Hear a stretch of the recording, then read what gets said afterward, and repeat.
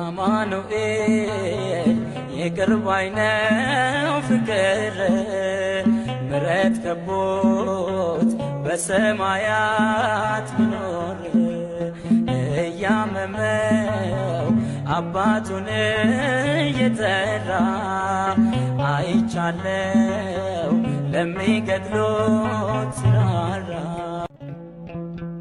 አይምረኝም አትበሉ ጨካኝ ንጉሥ አይደለም ደሙ ብቻ ያነጻናል ኃጢአታችን ዘላለም እንደ ሞላ ጅረት ፈሶ ምድራችንን አጥለቅልቋል የእርሱ ምሕረት ኃይል ሆኖት ስንቱ ከሞት አፈትልቋል መድኃኔዓለም ይቅር ባይ ነው ፍቅር።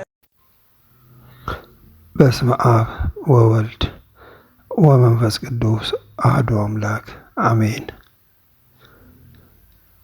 በሕይወታችን ውስጥ ብዙ ጊዜ በኃጢአት ወድቀን ቆሸን ስንገኝ የሰራነው ስህተት፣ የተናገርነው መጥፎ ቃል፣ ያሰብነው ክፉ ሀሳብ ሁሉ በአእምሮአችን እየመጣ እንደ አሸዋ ክምር የሚበዙ ይመስሉናል።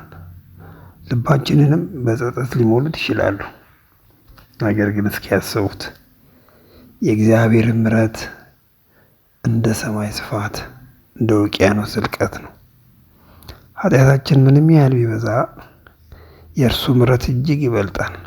በመጽሐፍ ቅዱስ በሮሜ ቁጥር 20 ላይ እንደምናነበው ኃጢአት በበዛበት ስፍራ የእግዚአብሔር ጸጋ ትበዛለች ይላል። ይህ ማለት የእኛ ኃጢአት ምንም ያህል ትልቅ ቢሆን የእግዚአብሔርን ፍቅርና ይቅርታ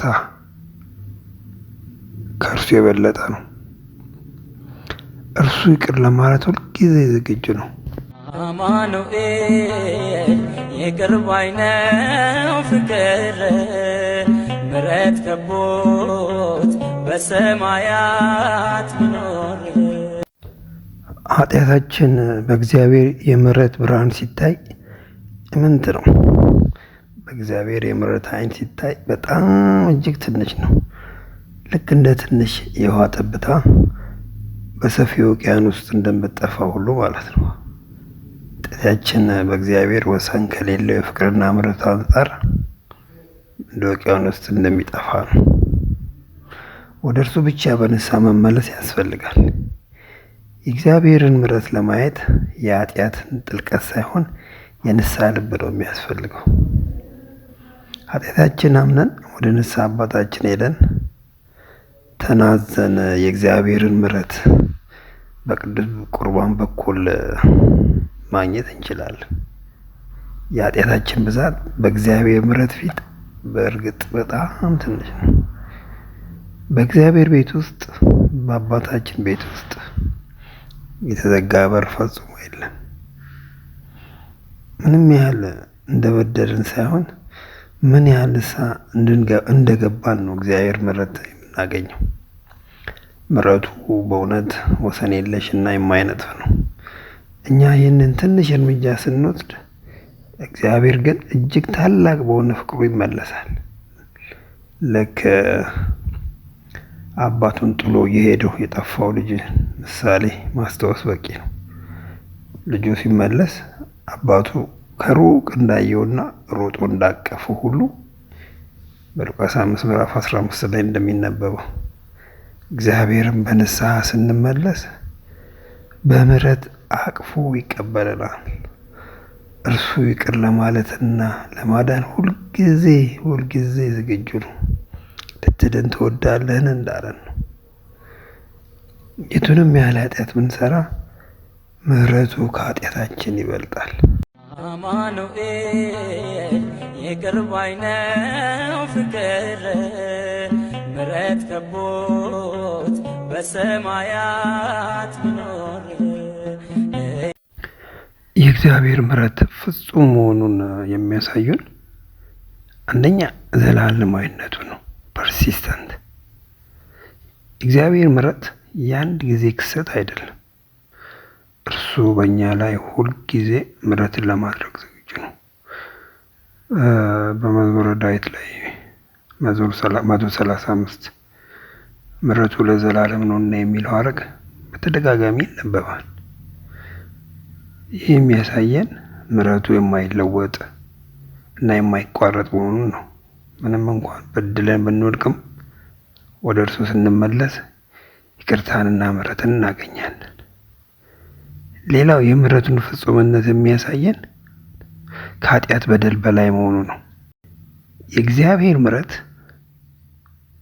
ከሰው ልጆች ኃጢአትና በደል ሁሉ ይበልጣል። ቅድም እንዳየነው ማለት ነው።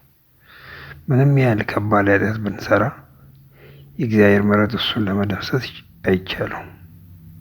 ለምሳሌ ኢሳይያስ በምዕራፍ 1 ቁጥር 18 ላይ ኑ እንዋቀስ ይላል እግዚአብሔር። ኃጢአታችሁ እንደ አለላ ብትሆን እንደ በረዶ ትነጻለች፣ እንደ ደም ብትቀላ እንደ ባትቱ ትጠራለች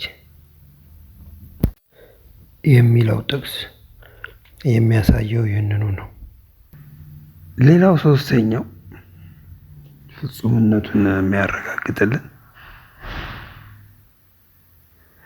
እግዚአብሔር ምሕረቱን የሚሰጠን በምግባራችን ወይ በብቃታችን አይደለም፣ በቸርነቱ ምክንያት ነው። በሮሜ መልእክት ምዕራፍ 5 ቁጥር 8 ላይ ነገር ግን ገና ኃጢአተኞች ሳለን ክርስቶስ ስለኛ ሞተ፣ ይህም የእግዚአብሔር ለኛ ያለውን ፍቅር ያረጋግጣል ይላል። ይህ ጥቅስ እግዚአብሔር ፍቅሩን ያሳየው እኛ ገና ኃጢአተኞች እያለን እንደሆነ ይገልጻል። ይህ ምሕረቱ እኛ ሳይገባን እንደሰጠን ያሳየናል።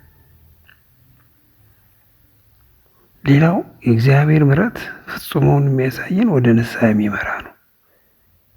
የእግዚአብሔር ምሕረት ዓላማው ሰዎችን ወደ ንስሐ መምራት ነው። በሮሜ ምዕራፍ 2 ቁጥር 4 ላይ ቅዱስ ጳውሎስ ወይስ የእግዚአብሔርን ቸርነት ወደ ንስሐ እንደሚመራ አታውቁምን ይላል። ይህ ማለት ምንድን ነው? እግዚአብሔር ምሕረት ለኛ ሰዎች ከኃጢአታቸው እንዲመለሱና እንድንመለስ ከእርሱ ጋር እርቅ እንድናደርግ እድል ይሰጠናል ማለት ነው። ሌላው የእግዚአብሔር ምሕረቱ ፍጹም ሆኖ የምናይበት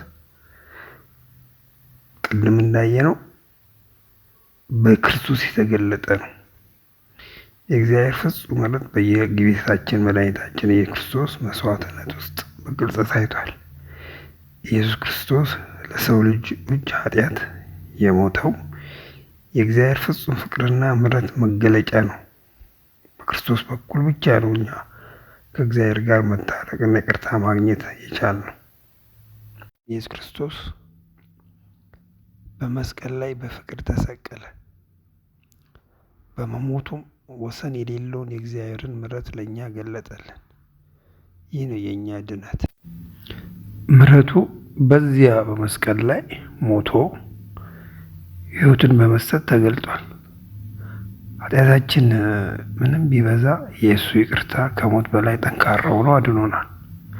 በአጭሩ መስቀሉ የእግዚአብሔር የፍቅር ልክ በስጦታ የምሕረቱን ልክ ደግሞ በሞቱ አሳየ። በአጭሩ የእግዚአብሔር ምሕረት የእርሱ ማንነት ወሳኝ አካል ሲሆን ሰዎችን ከኃጢአታቸውና ከጥፋታቸው የሚያድንበት የማይለወጥ የፍቅሩ መገለጫ ነው።